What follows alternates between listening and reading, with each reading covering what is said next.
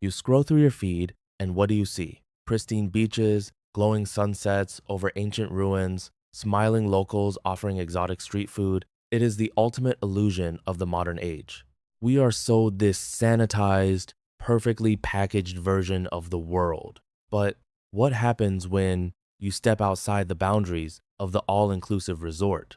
What happens when you actually look at the shadows cast by those glowing sunsets?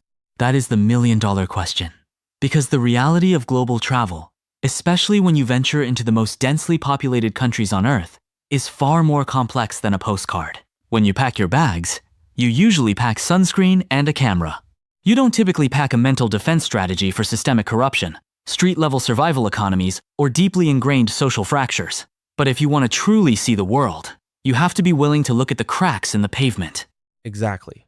Today, we are taking a different kind of world tour. We are going to touch down on every single continent, looking specifically at their most populated heavyweight nations. But we aren't looking at the landmarks.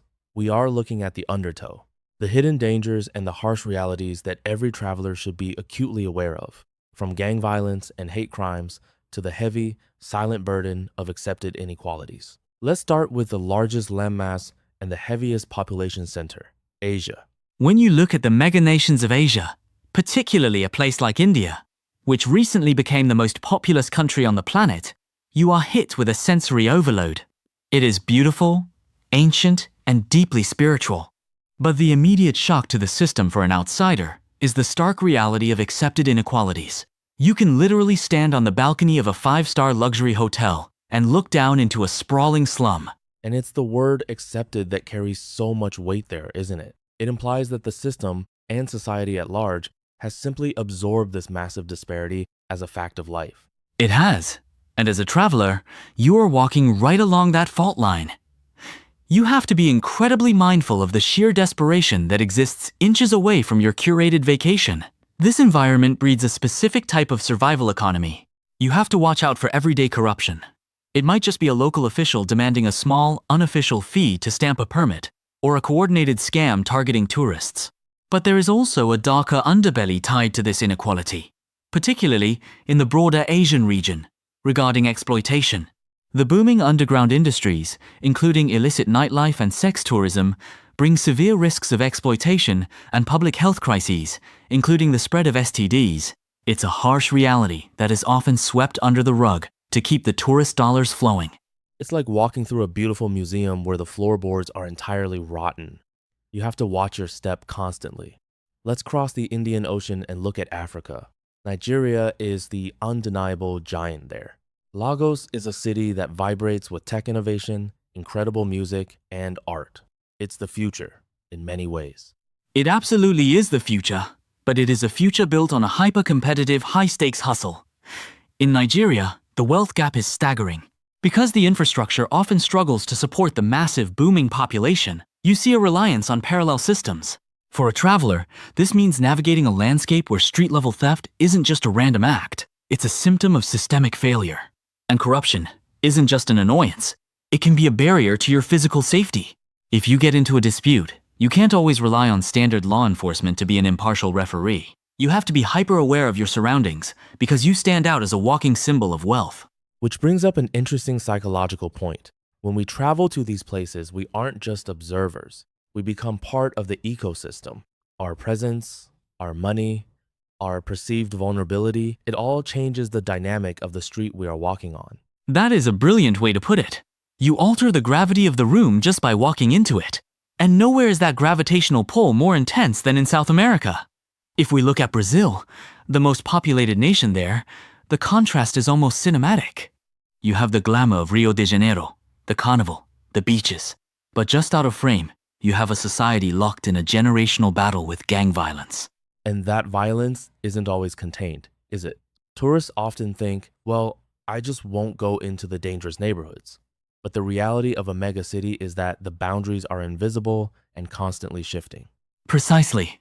The favelas exist right alongside the affluent neighborhoods. The street-level theft in Brazil is highly organized. It's not just a lone pickpocket. It can be coordinated groups sweeping a beach. But the deeper issue is the gang violence tied to the narcotics trade. While tourists aren't usually the primary targets of cartel violence, The crossfire is real. The inequality there is enforced by the barrel of a gun. As a visitor, you are floating in a very fragile bubble of perceived safety that can burst the second you take a wrong turn down the wrong street.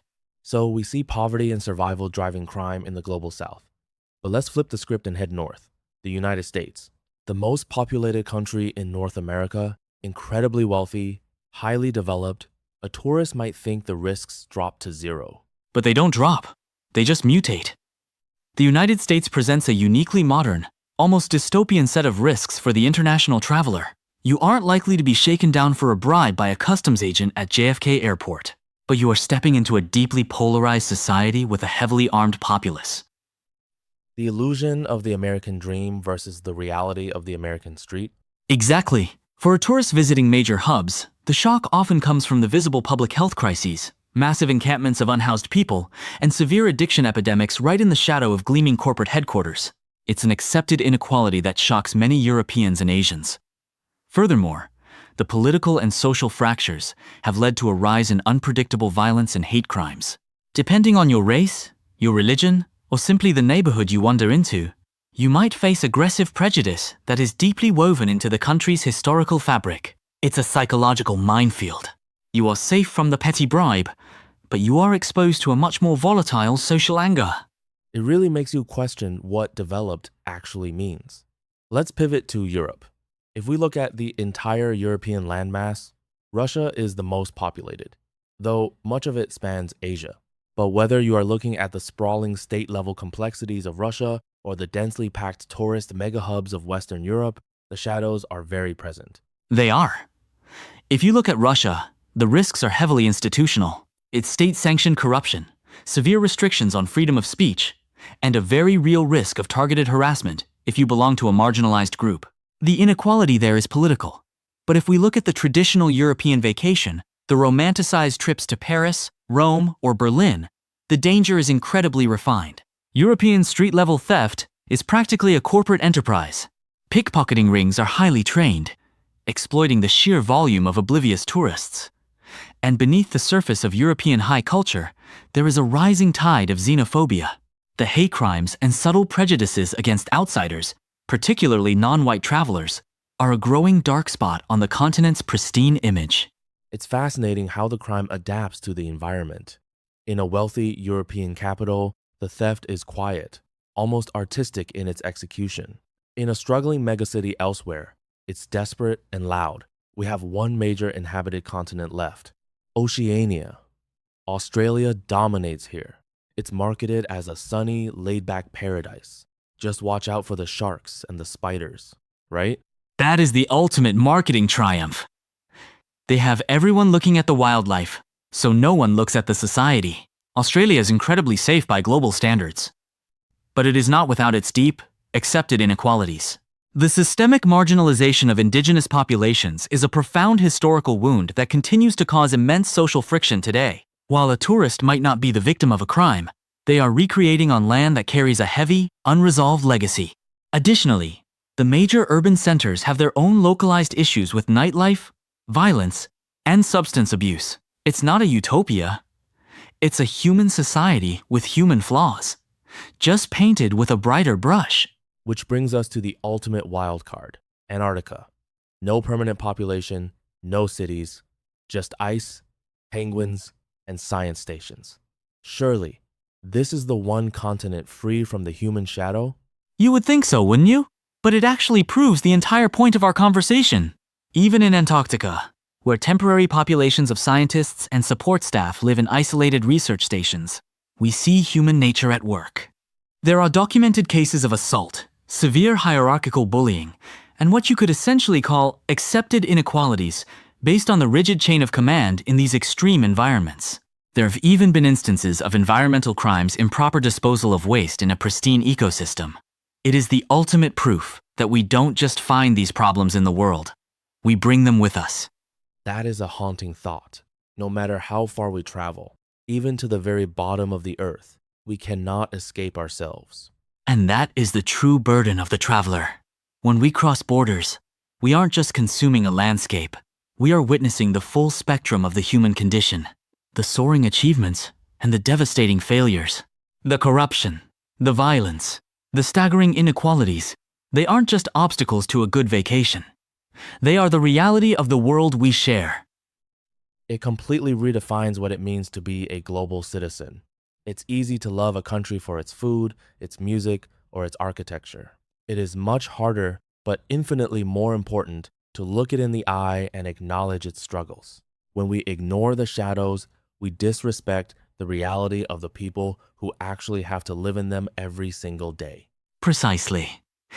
The next time you pack a bag, ask yourself what kind of traveler you want to be. Are you just passing through a sanitized bubble? Or are you brave enough to see the world exactly as it is? Because once you learn to see the shadows, the light becomes so much more meaningful. A powerful place to leave it. To everyone listening, the world is vast, beautiful, and deeply flawed. Navigate it with open eyes, a sharp mind, and a heavy dose of empathy. Until next time, travel safe and look closer.